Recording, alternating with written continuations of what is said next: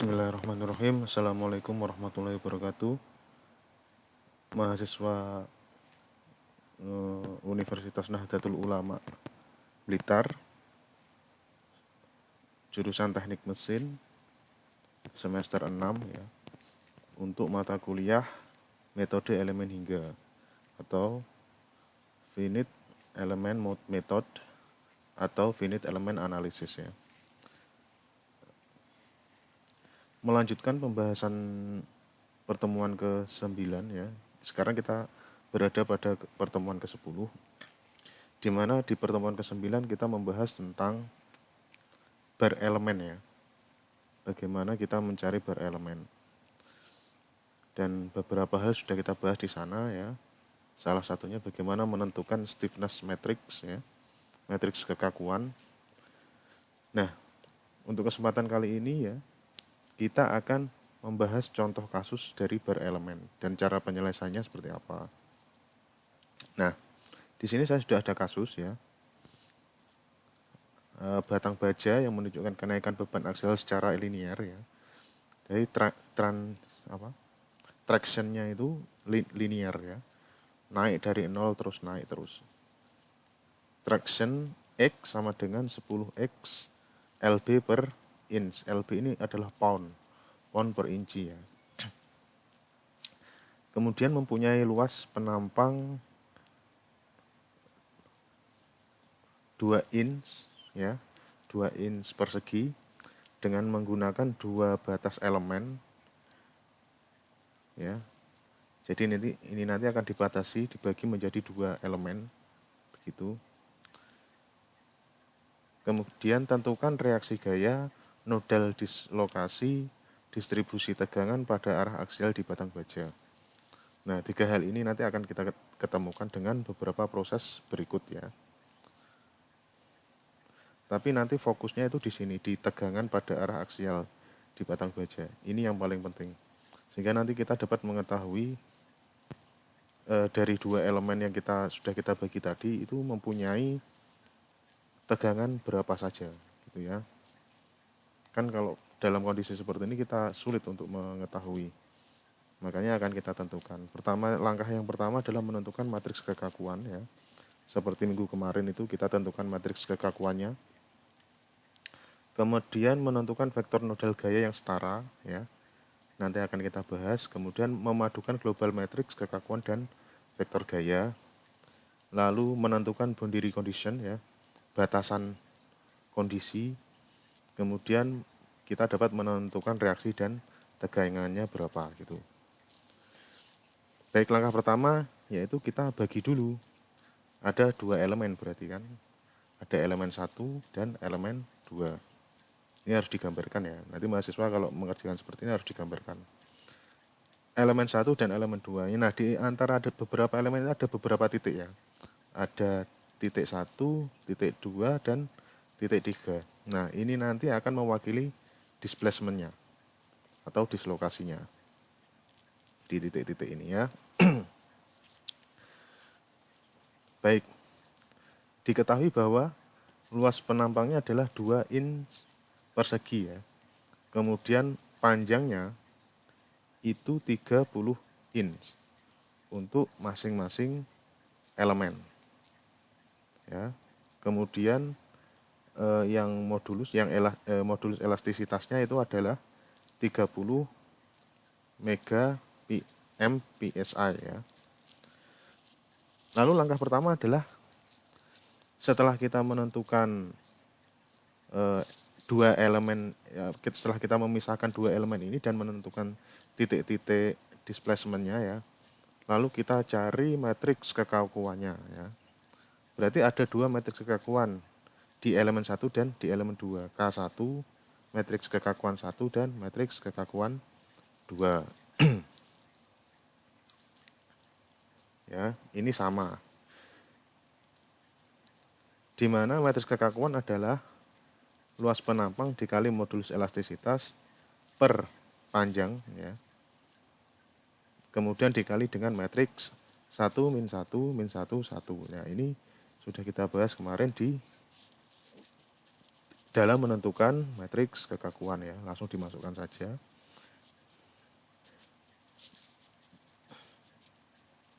Luas penampangnya adalah 2. Modulus elastisitasnya 30, berarti 60. 60 dibagi panjang per elemen, ya ini 30. Jadi didapat 2. Ya, 60 dibagi 30 itu sama dengan 2. Nah, satuannya yaitu untuk stiffness kekakuan yaitu mega pound per inch ya. Nah, ini nanti menjadi patokan kita dalam menentukan pada langkah-langkah menentukan nilai pada langkah-langkah selanjutnya. Oke, kemudian langkah kedua, menentukan vektor nodal gaya dan yang setara. Nah, menentukan vektor nodal gaya yang setara ya. Ini kita mengacu pada hukum energi potensial. Nah, hukum energi potensial nanti akan saya bahas pada bab lain ya, tidak di bab ini. Ini diikuti saja dulu persamaan ini. Ya, saya jelaskan saja apa-apa yang ada di sini, tapi cara memperolehnya nanti di bab lain ya. Oke, sekarang kita lanjut ya. Di sini ada F1. F1 maksudnya adalah force 1 atau gaya 1. Gaya 1 itu berarti gaya yang ada di elemen 1 ya. Gaya yang ada di elemen 1 itu adalah integral volume ya. Di mana di sini adalah shape of matrix ya. Dalam satu dimensi ya. 2 dimensi. Ya, ini dilambangkan dengan L yang kemudian ditranspos ya. Kemudian FB di sini adalah force body vector. Nah, force body vector itu adalah tegangan pada body, pada tubuh si elemen ini. Ya. Force body vector namanya. Kemudian D volume. Ya. D volume. Nah, lalu karena yang permasalahan kita itu bukan volume ya, permasalahan kita itu adalah pada luasan ya atau panjang, sehingga kita hanya butuh dx ya, berubah volume menjadi dx. Nah, perubahan ini nanti akan, ini saya jelaskan ya, menjadi integral 0 ke L ya, dari 0 ke L untuk elemen 1 berarti 0 sampai 30 ya. Ini sebentar kita urut saja ya, 0 ke L, kemudian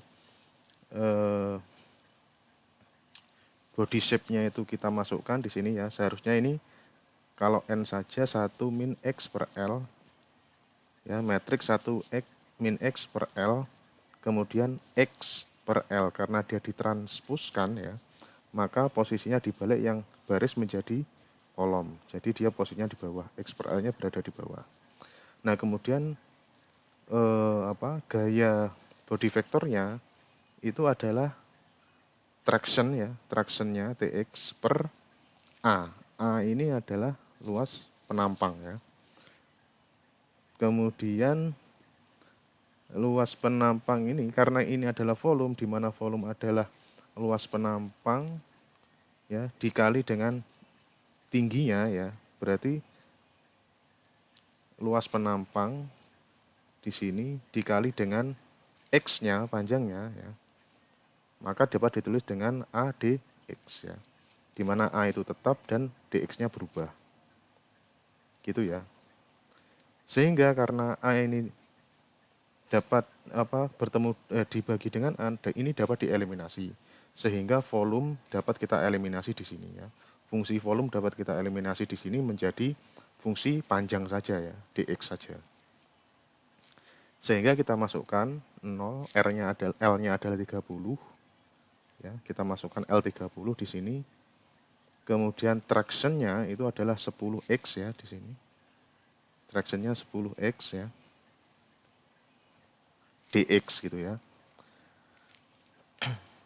Nah, setelah ini persamaan ini dikalikan dan diintegralkan ya, nanti akan diperoleh untuk D1 itu adalah 150 pound, 1.500 pound, dan D2 itu 3.000 pound, ya.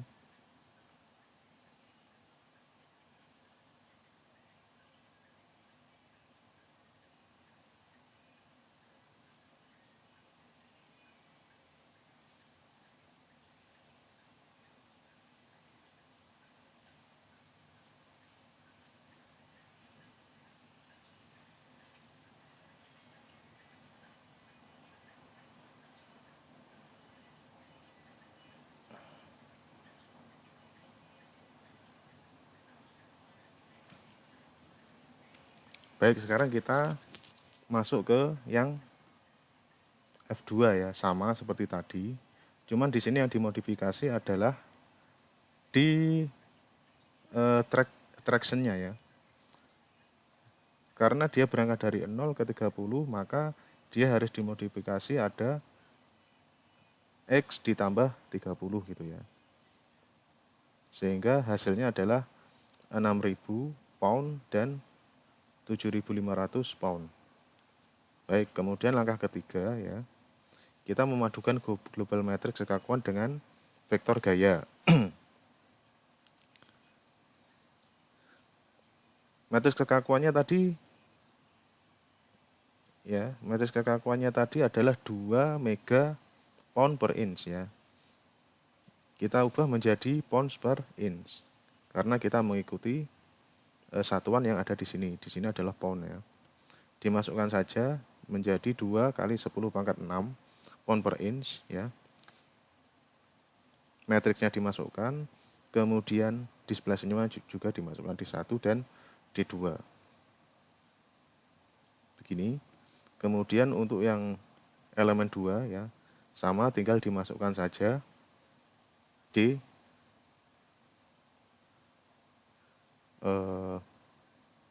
maaf ini D2 dan D3 ya, ini salah ini. Ini D2 dan D3-nya. Jadi D2-nya 6.000, D3-nya 7.500 pound. Kemudian di antara keduanya ini dipadukan. Ya. Dipadukan kalau untuk elemen 1 berarti kita tidak memperhitungkan elemen 3 yang kita ketahui di sini ada D1, D2 dan untuk D3 sama dengan 0 ya. Kemudian ditambah elemen 2 ya. Karena yang kita ketahui adalah D2 dan D3, maka D1 0. Ya.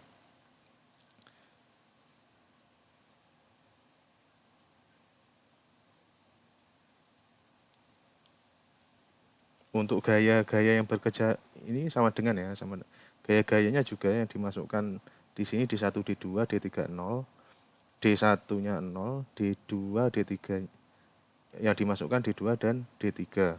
Nah, ditambah dengan reaksi. Kenapa reaksinya -1? Karena dia ditahan oleh searah dengan X di sini.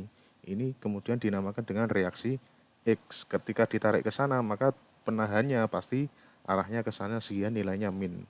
Maka di sini ada nilai min R1. Nah, sedangkan untuk titik 2 dan 3 itu tidak ada reaksi khusus ya. Karena dia semua searah ke kanan.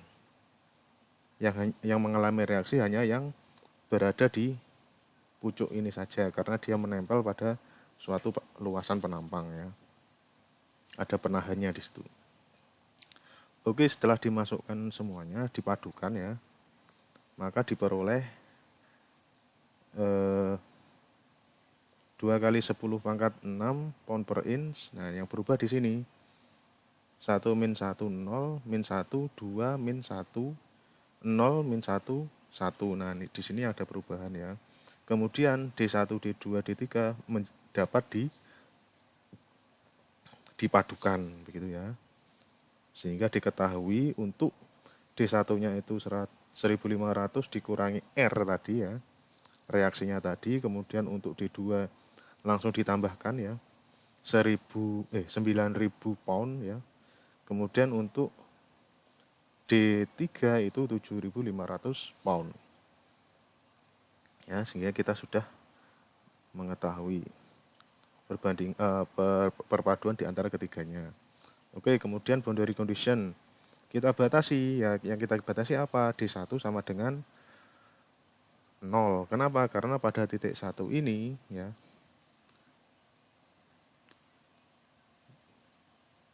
bentar.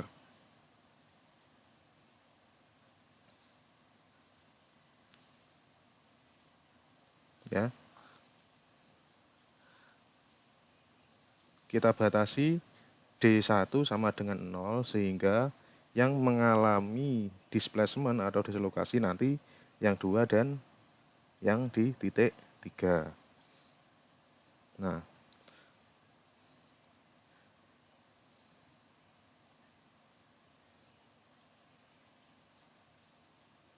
Nah, yang sini kita kasih 0 ya. Jadi nanti menghasilkan ya 2 kali 10 pangkat 6 pound per inch ya. Matriks 2 min 1 min 1 1 D2 D3 sehingga yang dimasukkan di sini hanya 9.000 sama 7.500 pounds. Sehingga diperoleh nilainya 0,00825 untuk D1 ya, displacement 1 ini dalam satuan inci ya. Berarti displacementnya adalah satuan inci. Kemudian untuk D3 displacementnya 0,012 inch ya, dalam satuan inci. Lalu gaya yang terjadi pada reaksi seperti apa? Ya, langsung saja. Ya, 2 kali 10 pangkat 6 pound per inch ya. D1 dikurangi D2. Ya. Ini matriks dalam matriks di dalam matriks D1 min D2. Kemudian dikali 1.500 pound min R1 sehingga R1 diperoleh 18.000 ya.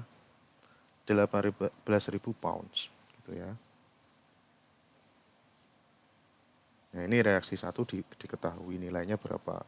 Jadi yang di titik 1 itu ada nilai reaksi, kemudian di titik 2 dan di titik 3 itu ada nilai displacement ya. Oke, sekarang yang terakhir kita menentukan reaksi tegangan. Nah, untuk reaksi tegangan ya, di mana tegangan di sini sama dengan D dikali regangan ya. Sama dengan dB, D besar, B besar, D displacement maksudnya di sini. Nah, D di sini, matriks D di sini berfungsi sebagai modulus elastisitas. Nah, nilainya modulus elastisitas tadi adalah 30 MPSI ya. Kemudian di sini diperhatikan yang B besar ini itu nilainya operator ya, operator derivatif atau turunan dikali dengan N. N di sini adalah shape of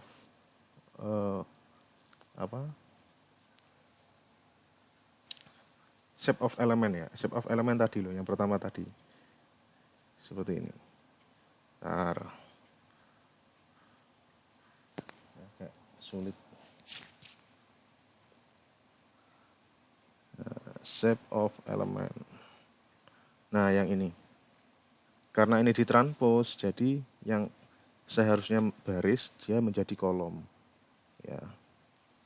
Kalau di sini tidak, dia menjadi baris semua karena dia tidak ditranspose-kan ya. Sehingga D per dx ini adalah operator, kemudian N ini adalah 1 min X L per L ya, di dalam matriks X per L gitu ya.